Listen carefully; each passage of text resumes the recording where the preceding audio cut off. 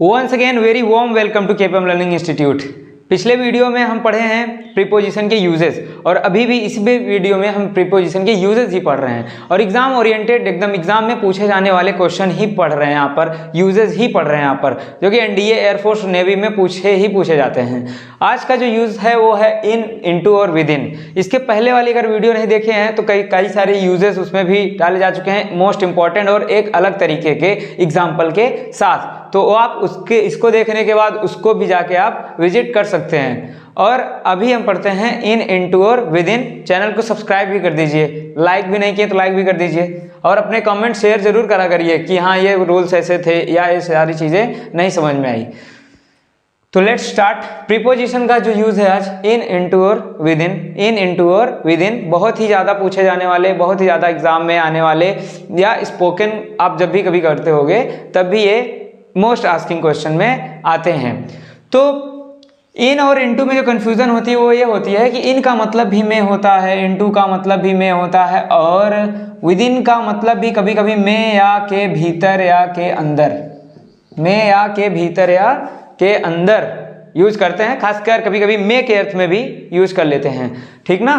तो यहाँ पर पहला जो है इन है, इन का मतलब क्या हुआ में का मतलब क्या हुआ, कभी भी इन का जो हमको प्रयोग करना है वो चीज़ें स्थिर होनी जरूरी हैं, वो चीज़ें स्थिर होनी चाहिए, अपनी जगह पर स्टेबल होनी चाहिए। अभी कमरे के अंदर हैं हम या किसी चारों ओर से घिरे होने भी जरूरी है, तब वहाँ पर हम इनका प्रयोग करते हैं। जैसे अभी स्टूडियो में हम खड़े हैं, पढ़ा रहे हैं, तो यहाँ पर क्या कि हम स्टूडियो में का अर्थ है, तो यहाँ पर इन स्टूडियो यूज करते हैं। बाकी एट जहाँ यूज करें नहीं, अभी हम में के अर्थ में यहाँ पर इन का यूज करते हैं। इनटू का यूज यहाँ पर क्यों नहीं करे हैं? इनटू का यूज इसलिए नहीं करें हैं क्योंकि हम इस कमरे के अंदर स्थिर हैं, इस कमरे के अंदर स्थिर हैं, इसलिए यहाँ पर हम इन का प्रयोग करें हैं।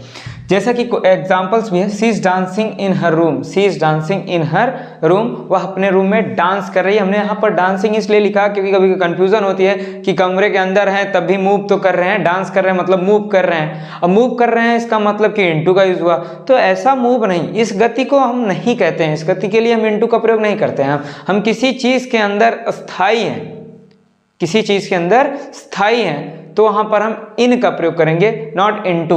अगर यही एग्जांपल होता, यहां पर हम लिख सकते हैं जैसे सी वेंट और क्वेश्चन में लिखते हैं, अब यहां पर इन भरना है, इनटू फिलअप करना है, आपको सोचना है इन, इनटू। अब यहां पर द रूम, यहां पर आप क्या फिल करेंगे, she went in the room या she went into the room.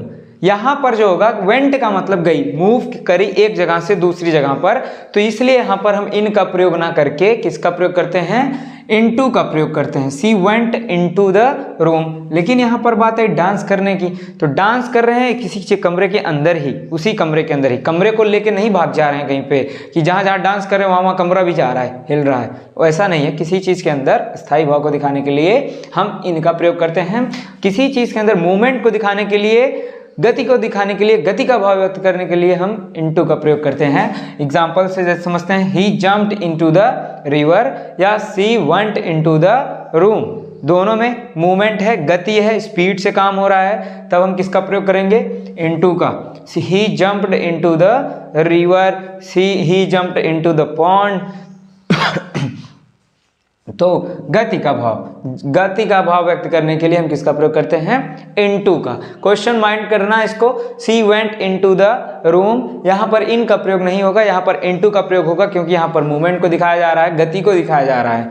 और बात आई इनटू का प्रयोग एक और जगह मोस्ट इंपॉर्टेंट प्लेसेस हैं इसके यूजेस के, वो हैं कि इनटू जो है वो रूप परिवर्तन को भी दिखाता है, फॉर्मेशन को भी दिखाता है। मतलब कि एक चीज से दूसरे, एक में से दूसरे चीजों में बदलता है अगर कोई चीज, तब वहां पर हम इनटू का प्रयोग करते हैं। जैसे यहाँ पर है, इनटू का प्रयोग परिवर्तन या अवस्था परिवर्तन के लिए भी किया जाता है, रूप परिवर्तन या अवस्था परिवर्तन के लिए भी किया जाता है। जैसे water changes into vapour eight 100 degree Celsius, water जो है वो वेपर में बदल जाता है 100 डिग्री सेल्सियस पर, मतलब कि पहले वाटर रहता है फिर वाष्प बन जाता है, वो भी कितने डिग्री सेल्सियस पे, वो 100 डिग्री सेल्सियस पे। से हमसे कोई नहीं लेना देना, हमसे यह है कि वाटर बदलता है वेपर में, तो इसके लिए हम में के अर्थ में इन का प्रयोग ना करके इनटू का प्रयोग करते हैं। दूसरा है translate this passage into French, इस पैसेज को आप किसमें बदल दीजिए, फ्रेंच में। वैसे भी आप लोग क्वेश्चंस या एग्जाम्स में फेस कर जरूर होंगे कि translate this passage into English, into Hindi. वहाँ पर इनटू का ही प्रयोग होता है क्योंकि वहाँ पर उसके फॉर्मेट को, उसके रूपों को बदलते हैं। तो ये हो गया इसके 3 मुख्य एग्जाम्पल। अभी यहाँ पर इन का प्रयोग, एक और इन का प्रयोग है। इनका मतलब भी हो गया मे का मतलब हो गया कि किसी भी कार्य को आप किसी दिए हुए टाइम ड्यूरेशन में ही कर लेते हो। मतलब कि जैसे आप किसी को दिए हो कि हाँ मैं 1 हफ्ते में ये पढ़ा दूंगा, मैं 1 हफ्ते में प्रीपोजिशन खत्म कर दूंगा, तो वहाँ पर हो जाता ना I will complete this passage या I will complete this preposition in a week. In a week इसका मतलब आप पूरे सप्ताह भर, पूरे 1 हफ्ते आप खत्म करोगे इसको लेकर। मतलब कि पूरे टाइम के लिए मे का प्रयोग में हम इन का प्रयोग करते हैं। किसका प्रयोग करते हैं, इन का प्रयोग करते हैं। I will complete this topic in a week, in a week. I will का प्रयोग यहाँ पर यूज करें हैं, समझ रहे हैं। आई विल कंप्लीट, वैसे तो सेल का प्रयोग होता है लेकिन जरूर कर दूंगा, जरूर कर दूंगा। तो यहाँ पर हम इनका प्रयोग करेंगे। किसका प्रयोग करेंगे, इनका, इनटू का नहीं। किसका, इनका प्रयोग करेंगे। इनटू का वैसे भी नहीं होता।